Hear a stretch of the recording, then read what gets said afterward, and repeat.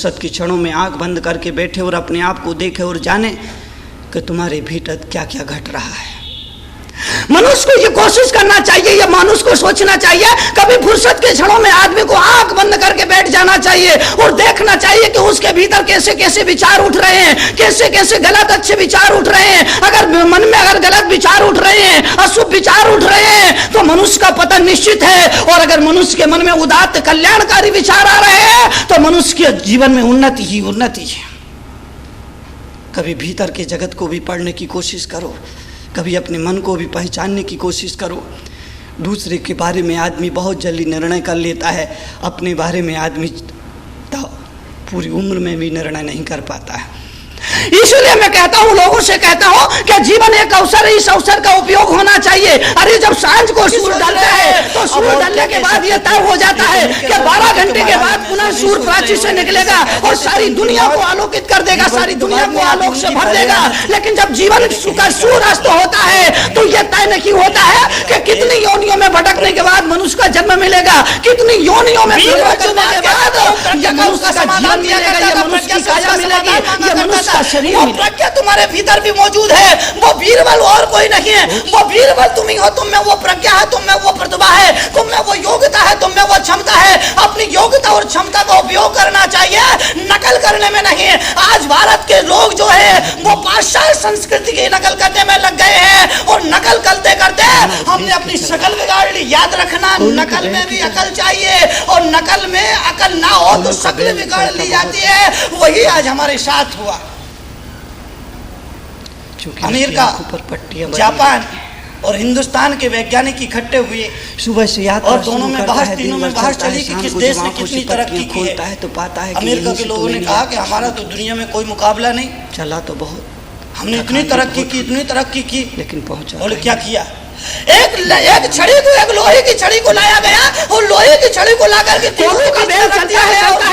सुबह से शाम तक चलता है, अथक चलता ही रहता है। लेकिन लगता है उसे मैं पहुंच रहा हूँ, लगता है कि मेरी मंजिल निकट आ रही है। लेकिन जब आंखों से पट्टियां खोली जाती है शाम को तो वो पाता है कि यही से मैंने चला था।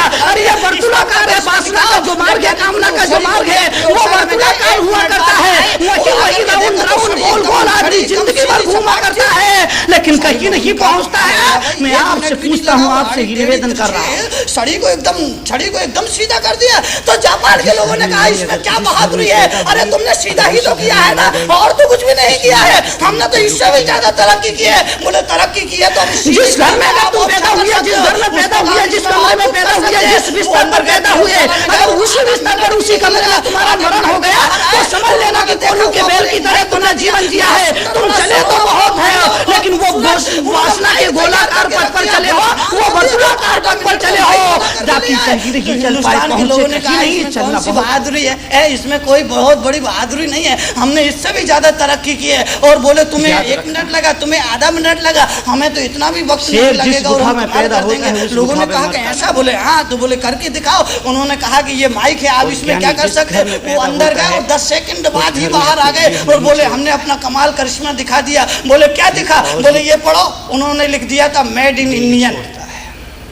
वहां पर एक ठप्पा, एक मुहर लगा देती मेड इन इंडिया। उन्होंने ये बता दिया था कि ये भारत में बना है। मान्यवर में आपसे निवेदन ये करना चाहता हूँ, कबीर ने बड़ी बात चाहता हूँ, बड़ी सुंदर बात कही है, बड़ी प्यारी बात कही है। कबीर ने कहा कि मरना भला देश का जहां अपना को। कबीर भगवान से प्रार्थना चाहता है, निवेदन करता है, अर्चना करता है, गुजारिश करता है कि हे प्रभु मेरा मरण वहां होना चाहिए, मेरे जीवन का चिराग वहां बुझना चाहिए, मेरे जीवन का अंतिम वक्त वहां आना चाहिए, मेरे देह के पिनारे से प्राण वहां निकलना चाहिए जहां मुझे कोई जानने वाला ना हो, जहां मुझे कोई पहचानने वाला ना हो, जहां मेरा कोई अपना ना हो, जहां मुझे कोई पुकारने वाला ना हो। मरना भला विदेश का जहां ना अपना कोई और मर्यादा को लेकर के पैदा होता है।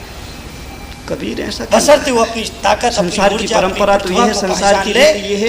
अगर किसी बुजुर्ग आदमी का अंतिम वक्त आता है, मृत्यु निकल आती है, इसलिए मैं लोगों से कहता हूं कि आपने उस प्रतिभा को पहचानो और दुनिया को एक ऐसा रास्ता दिखाओ जिस रास्ते पर चल करके जीवन में समृद्धि आया करती है, जीवन में स्वर्ग आया करता है, जीवन में आनंद आया करता है, जीवन में स्वर्ग जैसा सुखद वातावरण आया करता है। उस आनंद और कल्याण के लिए आदमी को स्वयं आगे आना चाहिए और और अपने लोगों को प्रेरित करना चाहिए। भगवान महावीर कहते हैं जिसको समाधि वरण करते हैं, जिसको जैन ग्रंथों में संलेखना कहा जाता है, जिसको जैन ग्रंथों में शास्त्रोक्त विधि से समाधि वरण कहा जाता है, जिसको धार्मिक वरण कहा जाता है, भगवान महावीर कहते हैं अरे पागल, तूने दुनिया की हर जीवन की दूसरों के मुख देखते देखते निकाल दिए। अब जीवन की वजह है अब दुनिया वालों का मुख मत देख, अब तू अपना मुख देख ले, अपने अंतरंग को देख ले, अपने जीवन को देख ले और जीवन को संभाल ले। महावीर चौराहे पर खड़े हो, मेरी एक ही आकांक्षा है कि महावीर जनों से मुक्त होना चाहिए ताकि उनका संदेश, उनका आदर्श जीवन, उनकी आदर्श चर्या दुनिया के सामने आ सके, दुनिया की नजरों में आ सके। और अगर ऐसा हुआ तो इस दुनिया में जो बदलाव होगा वो अद्भुत बदलाव होगा। बेहोश और स्वर्ग के लिए बाद उसे होश आया, राष्ट्र और समाज और परिवार के कल्याण और समृद्धि के लिए एक शुभ शकुन होगा। यहीं पर है, आप चिंता ना करें। आपसे गुजारिश, आपसे निवेदन है। मुल्ला नसरुद्दीन ने अपनी पत्नी से पूछा कि मेरा बड़ा वाला बेटा कहाँ है, तो वो पत्नी ने कहा आप चिंता ना करें, आराम करिए, आपका बेटा यहीं पर है बड़ा वाला। मुल्ला नसरुद्दीन ने कहा और मेरा दूसरे नंबर का बेटा, पत्नी ने कहा मम्मी आपके पेट नहीं रखा जाना चाहिए, आपकी सेवा कर रहा होना चाहिए। ने कहा और मेरा तीसरे नंबर का बेटा, तो पत्नी ने कहा जब जनगणना करते हैं वो भी आपके लिए पानी लेने के लिए गया है और उनके जीवन में बदलाव और मेरा लौट है, इसलिए बोलो वो भी आपकी सेवा पर भी मंगल निकाला रहा है। तो मरने वाला मुल्ला नसरुद्दीन उठ कर बैठ गया और बैठकर दूसरे कहा अरे मूर्ख चलो यहाँ पर हो, तो दुकान पर और मनुष्य मंदिरों से निकाल करके लोगों के मनों तक पहुंचाना है। अगर मन और दिल में ये बस गए तो जीवन स्वर्ग बन जाएगा, परिवार स्वर्ग बन जाएगा, समाज स्वर्ग बन जाएगा।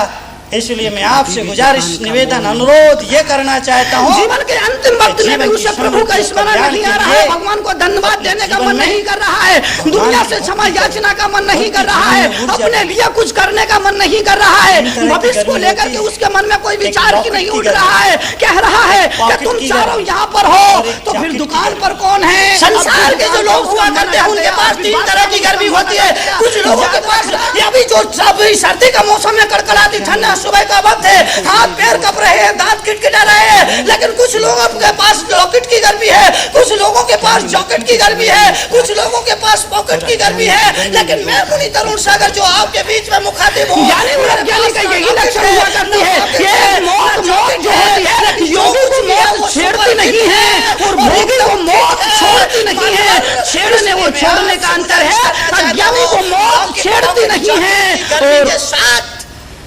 ज्ञानी को मौत छेड़ती नहीं है और अज्ञानी को मौत छोड़। वो है सत्य की शक्ति, वो है प्रभु की प्रतिभा, वो है आत्मा का आचरण।